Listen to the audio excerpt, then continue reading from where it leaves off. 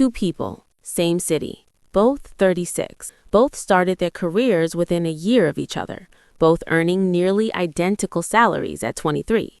On a Sunday afternoon, Elena opens her investment app while waiting for coffee to brew.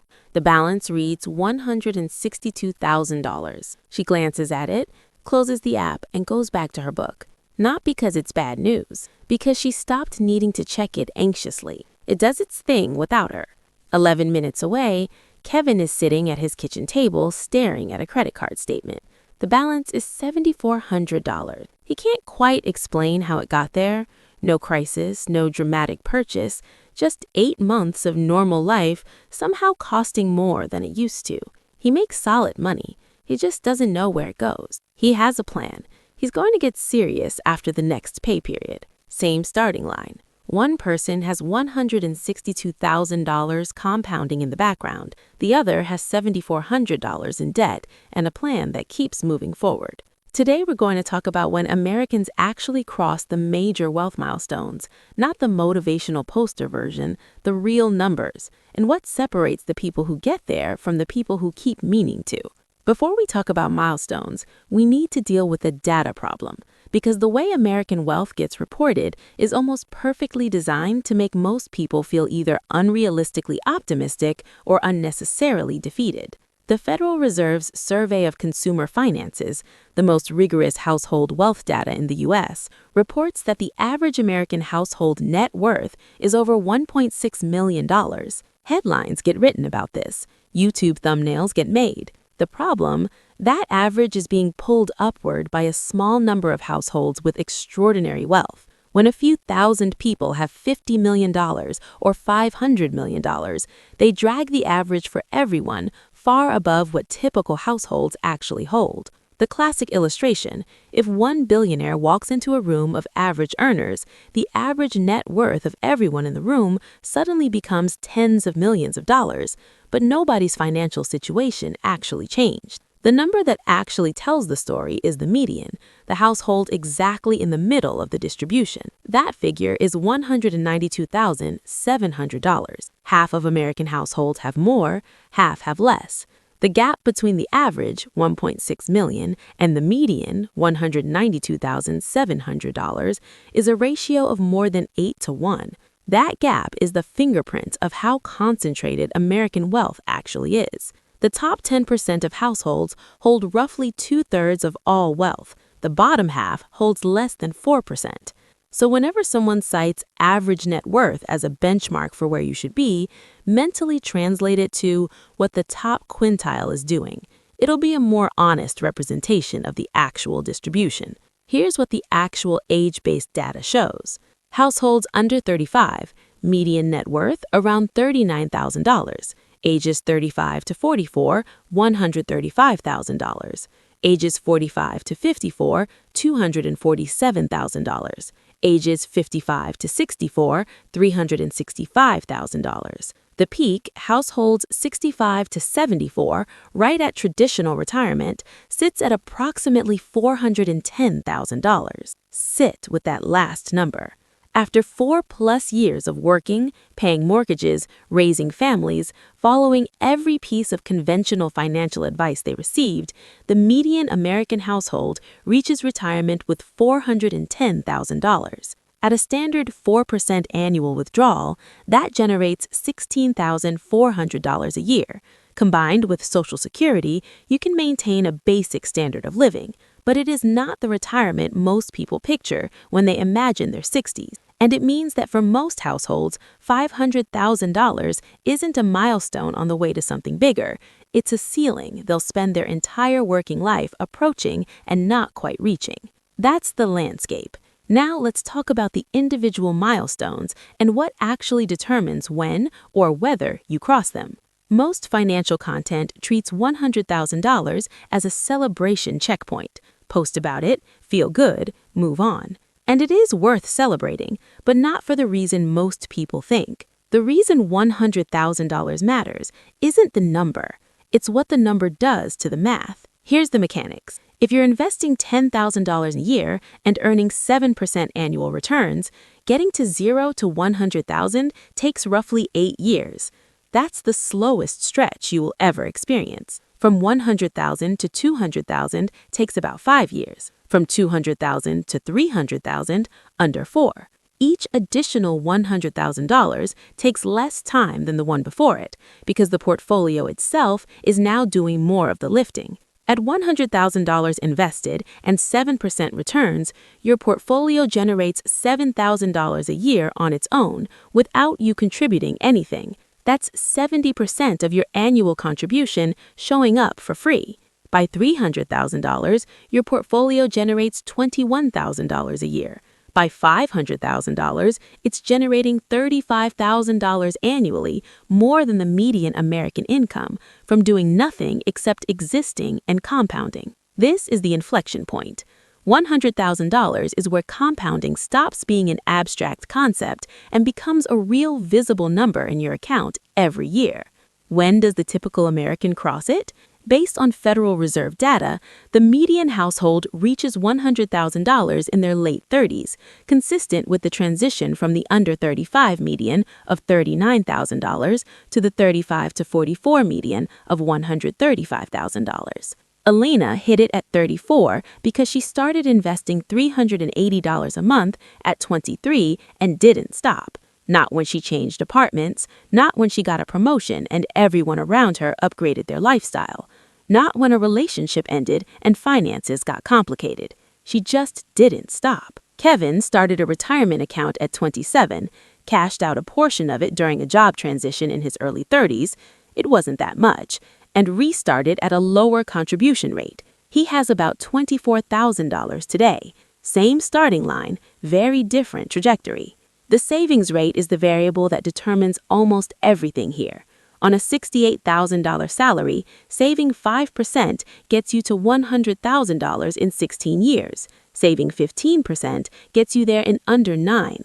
The income matters less than most people think within a normal range.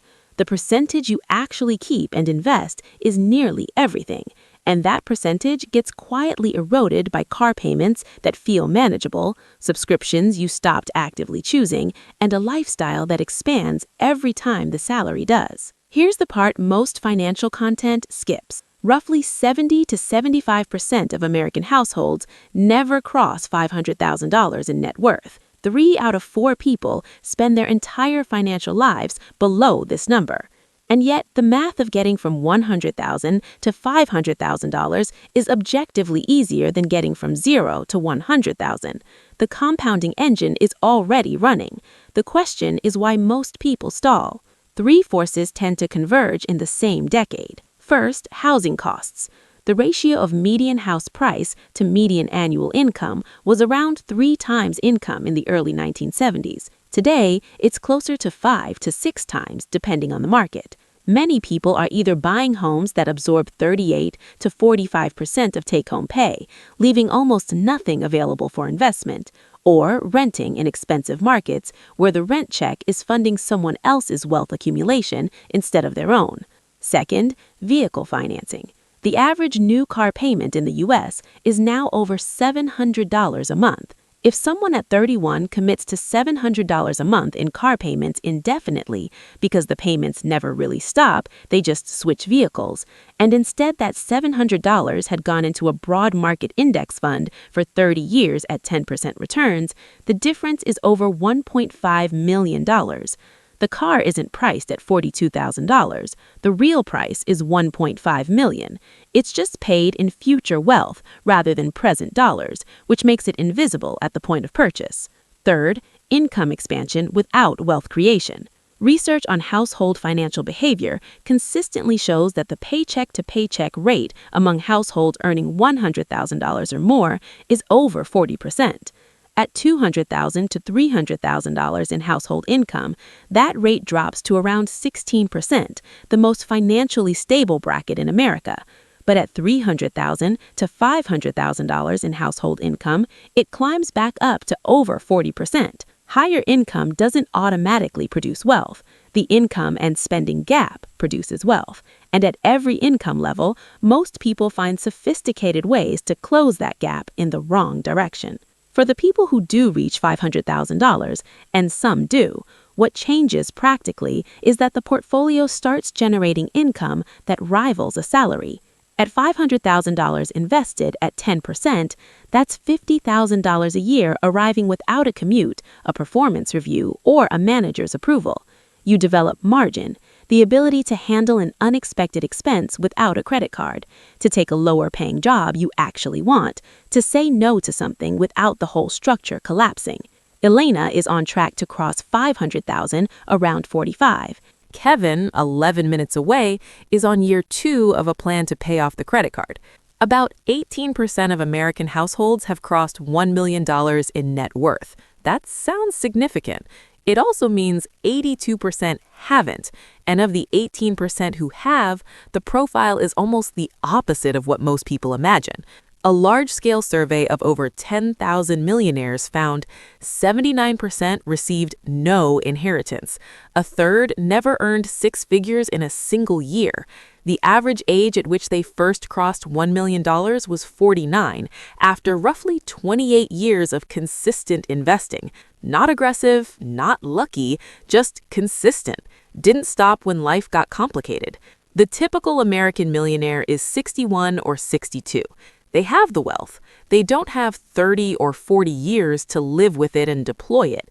It's a comfortable retirement that's genuinely valuable. It's just not the financial independence most people picture when they imagine 7 figures. Here's the math that determines which side of this you end up on. Using the S&P 500's historical 10% annual return, here's the monthly investment required to reach $1 million by 65. Start at 22. $115 a month. That's it. One modest behavioral change separates a 22-year-old from $1 million by retirement. Start at 27, $190 a month. Start at 32, $330 a month. Start at 37, $575 a month. Start at 42, $1,000 a month. Start at 47, $1,800 a month. Every 5 years you wait roughly doubles the monthly requirement. The 22-year-old who invests $115 a month will contribute around $55,000 of their own money over 43 years. The 42-year-old investing $1,000 a month will put in over $276,000. Same destination, one person funded it with $55,000, the other with $276,000. Every dollar invested at 22 becomes roughly $75 by 65 at 10% returns. That same dollar invested at 32 becomes $28. At 42, about $10. At 52, roughly $4.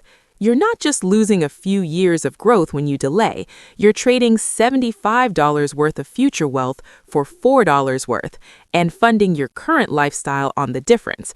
That's a more expensive transaction than it looks. Let me be honest about something before we wrap. This is structurally harder than it used to be. Housing costs cost 5 to 6 times median income compared to 3 times in 1970. College tuition has increased by over 1,000% since 1980. Student loan debt totals over $1.7 trillion, with the average borrower carrying nearly $40,000, and every dollar of that debt delays the start of compounding. The margin between income and essential costs has been compressed for a large portion of the population. People living paycheck to paycheck on $80,000 a year aren't primarily making poor choices. They're navigating a steeper terrain than the generation's benchmarks we're still using. That's not an excuse to give up on the milestones. It's an honest acknowledgement of why the people who do reach them deserve credit for navigating a more expensive obstacle course, and why those who haven't should direct some of their frustration at the structure rather than entirely at themselves.